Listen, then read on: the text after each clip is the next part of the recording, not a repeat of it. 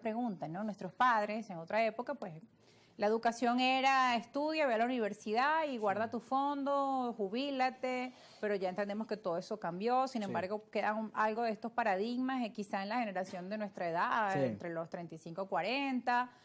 Pero nuestros chamos en casa, los jóvenes que nos están viendo, pues ya también vienen con otras ideas en la cabeza, incluso muchos enfocados con el tema del emprendimiento, o qué nos depara este mundo con la inteligencia artificial también, ¿no? Donde hay tantos cambios y tantas novedades, las criptomonedas, todo eso. Tiene mucha información, eso es lo primero, y es sorprendente como un niño de 7, 8, 9 años te pregunta, mira, pero tú hablas tanto de finanzas, yo te he visto en la red, pero ¿y cómo puedo hacer yo? Porque hablo con mi papá y mi papá no me entiende. Y sí, los chamos saben le parece muy sexy el tema de la criptoeconomía, representaban mucho por las criptomonedas, los cuales son instrumentos muy interesantes, pero también son instrumentos altamente volátiles y son instrumentos que en la mayoría de los casos son caras. O sea, comprarse un Bitcoin, comprarse una de las principales criptomonedas es muy elevado. Ciertamente que hay elementos de diversificación para cada uno de los gustos y cada uno de los poderes adquisitivos. Eso es una realidad. Pero lo que yo siempre le digo a muchísimas personas, y lo he dicho históricamente, antes no me hablaban de las cripto, pero no existían. Pero cuando yo veía una clase o me decían, no, es que yo invierto en la Bolsa de Valores de Estados Unidos. Ajá, pero ¿y por qué no inviertes en esta primero, que es un poco más sencilla? Además, vives aquí, le puedes hacer seguimiento mucho más fácil, puedes entenderla mucho más fácil porque vives aquí. Y además que hay un fenómeno muy importante, y siempre lo repito como tú bien lo dices, las personas que hemos invertido a través de la Bolsa de Valores de Caracas, valga la cuña para ello, para la institución, nos hemos cubierto, nos hemos protegido contra, primero, la devaluación, que en Venezuela no es nada nuevo, contra la inflación, que en Venezuela también hemos tenido periodos de inflación importantes, y por supuesto la única, y espero que la última vez que exista hiperinflación. E incluso se generaban rendimientos. Me cubría estas tres variables y además generaba rendimientos dolarizados. Eso es importantísimo, pero el problema está en que todavía no hay la suficiente cantidad de inversores, como lo dije en los anteriores cortes, pero es que tampoco hay las suficientes cantidades de empresas cotizando allí.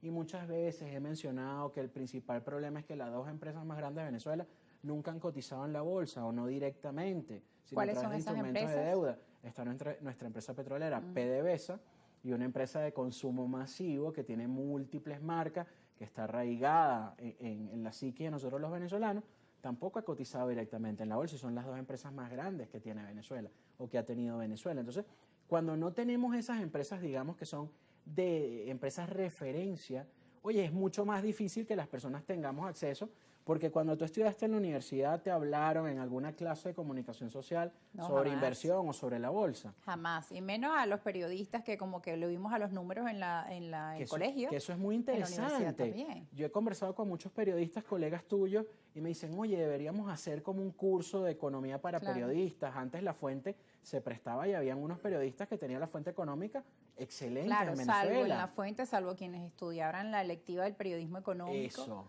Y sin embargo, pues yo tomé un año una electiva y ya, eso fue todo lo que vi en la carrera de 5 años. Yo que estudié administración de empresas, solo vi una materia donde me hablaron directamente de las bolsas, y ahí no se hablaba de la Bolsa de Valores de Caracas. Y eso hace más de 18 años. Entonces, espero que hoy día, pero los pensum tampoco es que se han modificado de una manera tan importante como para hablar en una sola materia solamente de ese tema. Pero es que en los colegios tampoco pasaba. Hoy día hay ciertos y determinados colegios en la educación privada que ya le llevan a los niños de sexto o quinto grado y les hablan en la generalidad de las finanzas e incluso del mundo de las inversiones. Pero no es la regla, es la excepción. Pero para que esto pase, el mercado de valores y lo que es la educación financiera tiene que convertirse en una política de Estado. Ahorita tenemos como política de Estado el emprendimiento, pero el emprendimiento no es solo la idea que yo tengo en mente y que convierto en un negocio, sino también la formalización y todos esos pasos necesarios para que el emprendimiento pase a ser después una pequeña, mediana y gran empresa. De emprendedor a empresario. Podrías escribir un libro. Oye, creo que todavía me falta mucho, pero tú puedes hacerme el prólogo, esa idea te la compro.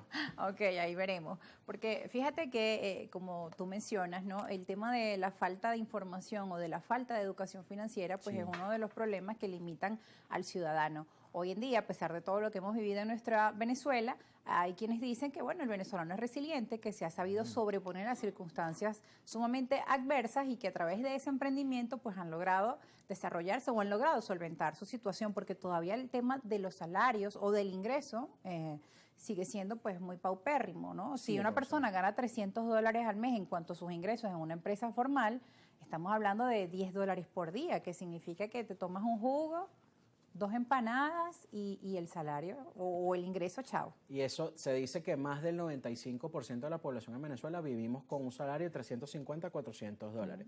Pero cuando ves que la cesta básica está alrededor de los 590, 600, pues ya tienes un diferencial importante allí, ¿no? Ajá, ¿y qué hacemos entonces con ese déficit? Ahí es donde entra el emprendimiento, el vendo algunas cosas en mi trabajo. Es así, o sea, ahí está lo que tú acabas de decir de la resiliencia o la longanimidad, o lo que decíamos anteriormente. O sea, ya en Venezuela hace mucho tiempo nos dimos cuenta, sobre todo lo reforzó la pandemia, que no podemos vivir con un solo salario, una sola entrada de financiera, un solo flujo de caja positivo, flujo efectivo positivo en nuestra familia. Si somos 2 o somos 3 los económicamente activos y productivos, pues cada uno de nosotros tiene que tener ese salario, ese 15 y último, pero también buscar esas vías alternas para alimentar nuestra economía. Lo que tú acabas de decir, el problema base de Venezuela es que aún nuestros salarios no superan a nuestros gastos, que nuestro salario todavía no recupera el poder de paridad de compra. Es decir, no tenemos poder adquisitivo y por eso muchísimas personas se desplazan a buscar divisas porque no confían, no se ha construido la confianza y la credibilidad sobre el bolívar. Y lamentablemente eso no lo podemos hacer los ciudadanos, eso lo hace a través de políticas públicas macroeconómicas el Ejecutivo Nacional.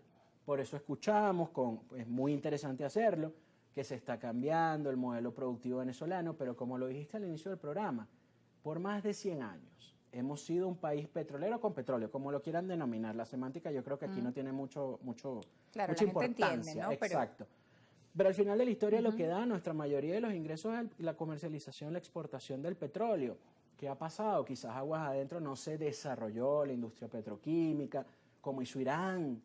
Valga el paralelismo, el sistema económico de Irán se desarrolló aguas adentro con más de 40 años de sanciones, pero tienen unas industrias bastante desarrolladas, no solo la militar, la científica, la bolsa de Teherán, búsquenlo, bueno, si no está destruida para el momento en el que estamos hablando. Y que a pesar de que son países sancionados, Irán u otros en el mundo, pues también los ingresos de los trabajadores son mucho más altos. Porque tomaron la decisión también de desarrollarse aguas adentro. Es decir, ¿cuál es el modelo competitivo y comparativo?